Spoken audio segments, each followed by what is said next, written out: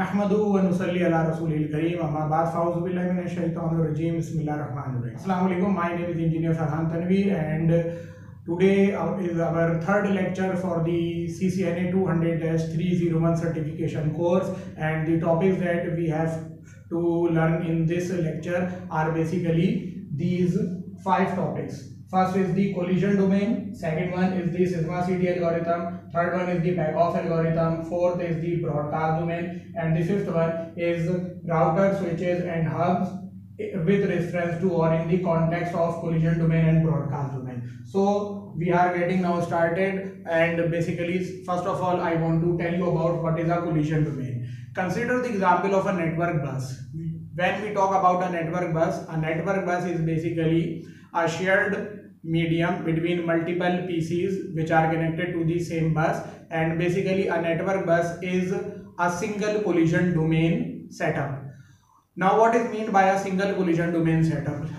First of all I will be drawing a simple network diagram in which we have, let's say this is our network bus, and this network bus is used to connect, let's say, multiple PCs, 4 of them. This is PC A, then we have PC B, PC D, B, C, and finally we have the 4th PC, that is the PC D. When we talk about the bus topology, then in the bus topology this bus is shared between these 4 PCs. It means that if any one PC is transmitting its data over this network bus, the other 3 PCs should remain silent. Otherwise, there will be a collision between their data that will be transmitted by them. So, when only a single PC is allowed to either transmit or a single PC is allowed to receive, then in that case, that setup is called a single collision domain. So, in case of a bus topology, if PCA wants to send data to PCD. Consider this simple scenario. PCA wants to send data to PCD. Then first of all, what PCA has to do is to check whether the network bus is idle or not. If the network bus is idle, that is there are no voltages traveling over the network bus, then PCA is free to transmit its data to the PCD. And if the PCA senses that there are voltages over the network bus, then PCA will not be allowed to send any data over the network bus, because it will then cause collision of data transmitted by multiple PCs. So first of all, sense the network bus, sense the carrier. So first of all, sensing of carrier takes place. If the carrier is idle, then PCA will transmit its data over the network bus. This simple methodology in which every PC first senses the line whether it is idle or not, this simple methodology is known as SISMA, carrier sense multiple access, because it is just the sensing of a carrier and multiple PCs can access the network bus. So this is SISMA. But there is a flaw in the SISMA algorithm. If you use the SISMA algorithm alone, then it will cause problem for you. Why? Let us consider the scenario in which PCA and PCB both have to transmit their data.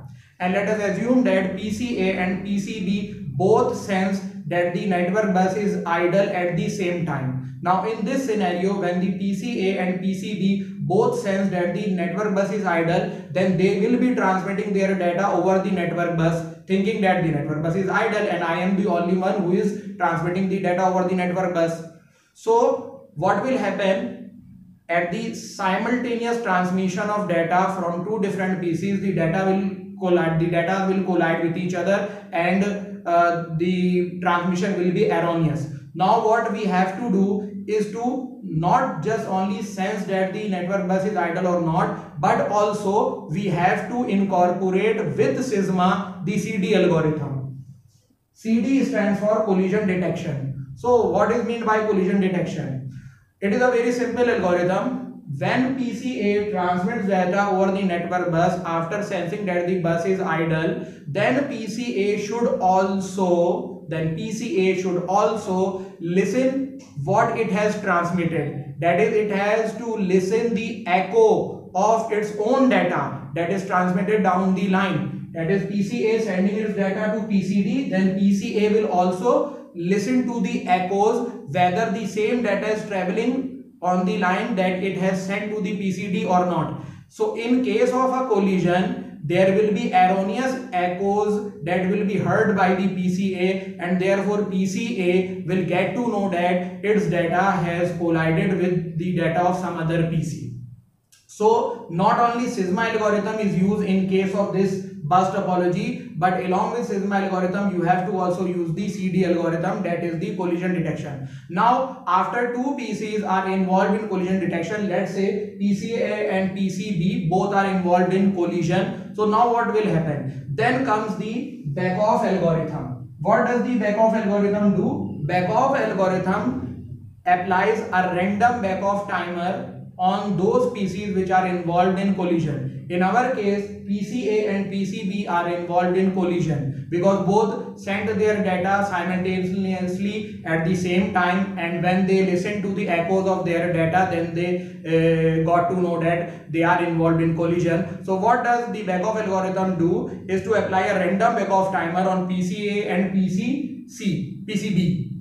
So this random back-off timer is the time interval in which the PCs are not allowed to send their data, or in the time interval in which the PCs are not allowed to transmit their data anymore. So they have to remain silent unless the back-off timer expires, and after the back-off timer expires, then PCA and PCB having different back-off timers will then again be allowed to transmit their data over the network bus. Since the back-off timer for both the PCs must be different, it is a random back-off timer, therefore they will not be involved in further collisions. However, it is possible that PCA gets involved with collision with PCC. So by this setup, you have now come to know that what does a single collision domain means. This is a single collision domain. So a single collision domain is a single bandwidth that is shared between multiple PCs, and only one PC is allowed to either transmit its data or receive its data. Every PC has to sense the line whether it is idle or not, and after sensing the line idle, then it will transmit its data and then listen to the echoes whether the same data is propagating over the line, and if they are involved in collision, then the random back-off algorithm comes into work. So by this whole discussion, you will now get an idea that a single collision domain basically reduces the network speed to a great extent. So what a hub does is that hub is a single collision domain device, just like a network bus. So what does a hub do? If 4 PCs are connected to a hub, then hub will collect data from one port, and it will send that data out of all the active ports in its network setup. So hub only takes data from one port, and when it is taking data from one port, it will not take any data from any other port. So it's basically a single collision domain device, and therefore hubs reduce the network speed to a very great extent. So that is the reason why in today's modern networks you will not see hub anywhere, and in place of hubs we use switches. Because what does a switch do is that if 24 PCs are connected to a switch, then there are 24 separate collision domains.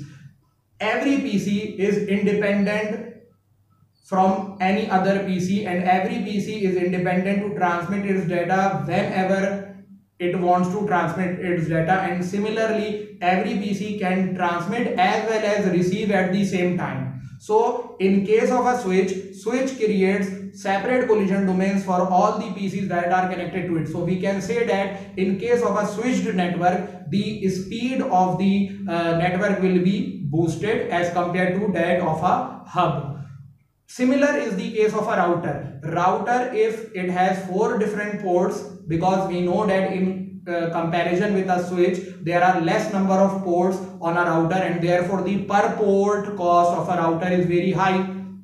That is a separate discussion. So basically in case of a router, we have let's say 4 ports, then all the 4 ports will be separate collision domain. it means that router will be able to receive and transmit data from any PC at any time, and in parallel different PCs can, or in parallel different network devices can send and receive, transmit and receive their data to and from the router. So only the hub is a single collision domain device, but switch and router, they create separate collision domains for all the ports present in it. So I hope that now we are clear about the collision domain concept. Then the Sigma CD algorithm, it works with the single collision domain devices only. Then the Beckhoff algorithm, which is connected to this Sigma CD algorithm working. And now coming to the broadcast domain. Now what is a broadcast domain? Let us suppose that we have a 5-department LAN. 5-department LAN, let's say we have a marketing department, we have an HR department, we have a finance department, and similarly planning and development, and then we have a transport department, etc., etc. We have different 5 departments, let's say. And every department contains multiple users, so every department must be having a switch in their network setup, and at that switch the different PCs from the department will be attaching on it, and these 5 switches for 5 different departments will then be coming on a single switch, and then that single switch will be going to let's say our gateway router or the firewall, etc. So that is how a LAN network is developed, using switches to attach the end devices, and then switches, and then less number of switches, then a single switch, and then the end device, or then the our gateway router or the firewall, or and then the WAN network starts. So in case of a switch, whenever a switch listens to a broadcast, now what is mean by a broadcast?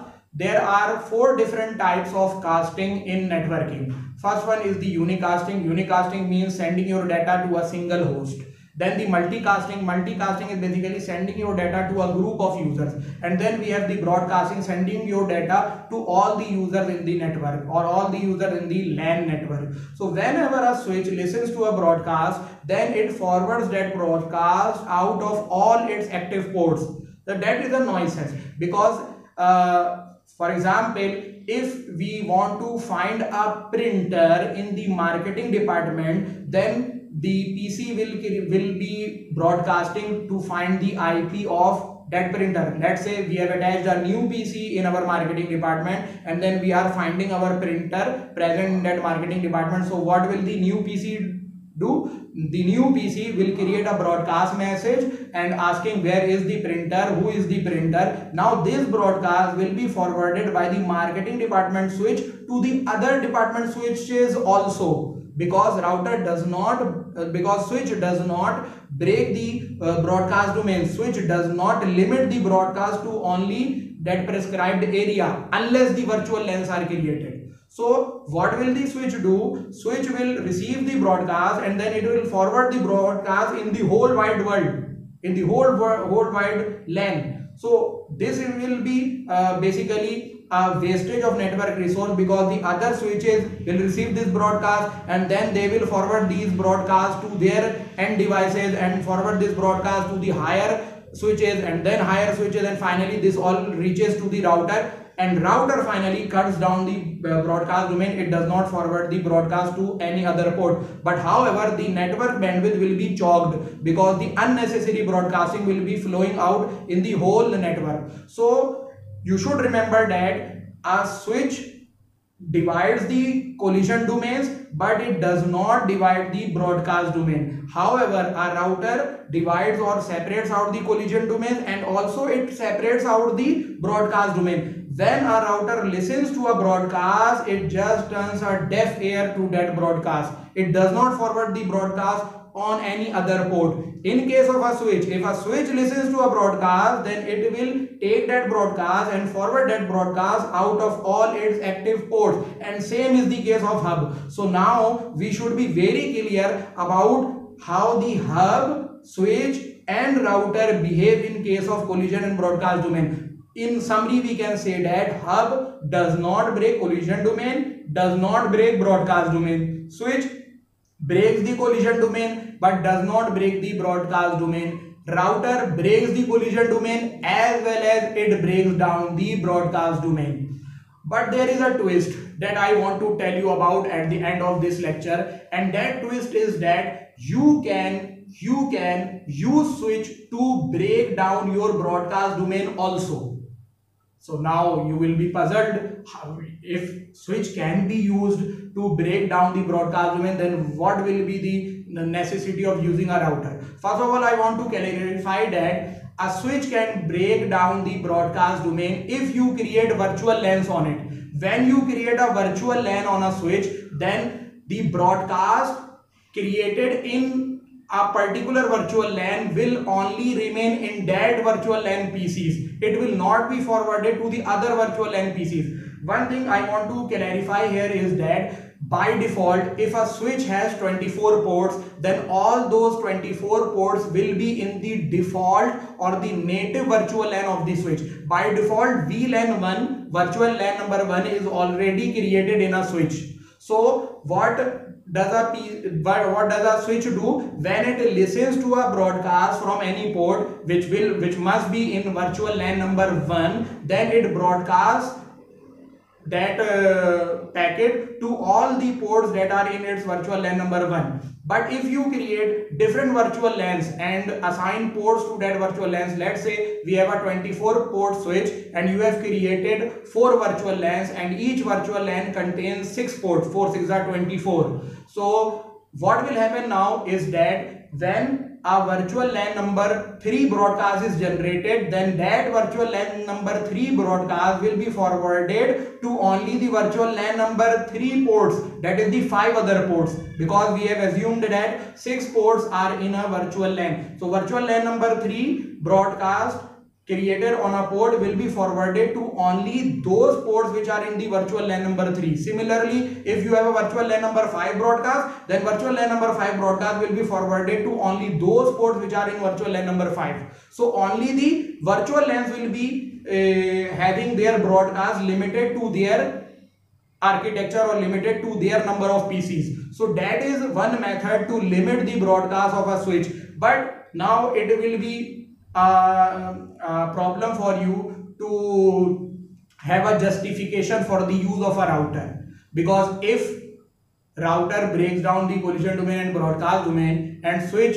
breaks down the collision domain and it breaks down the broadcast domain using virtual LAN, then what is the necessity of using a router? So the answer is that in order to make the virtual LANs communicate with each other, the marketing department virtual LAN will not communicate with that of the HR department virtual LAN, or the marketing department virtual LAN will not communicate with the planning and development, the finance department. In order to have a communication setup between these virtual LANs, you have to use a router, because router will then perform the inter virtual LAN routing in this case. So I hope that this lecture number 3 is clear to you. In this lecture, we learned about using the collision domain, Sigma CD algorithm, back-off algorithm, broadcast domain, and router, switch, and hub in context of collision domain and broadcast domain.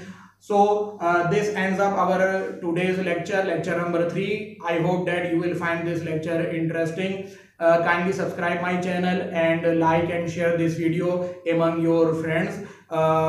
It's time to say now goodbye. Till then, Assalamu alaikum wa rahmatullahi wa barakatuh.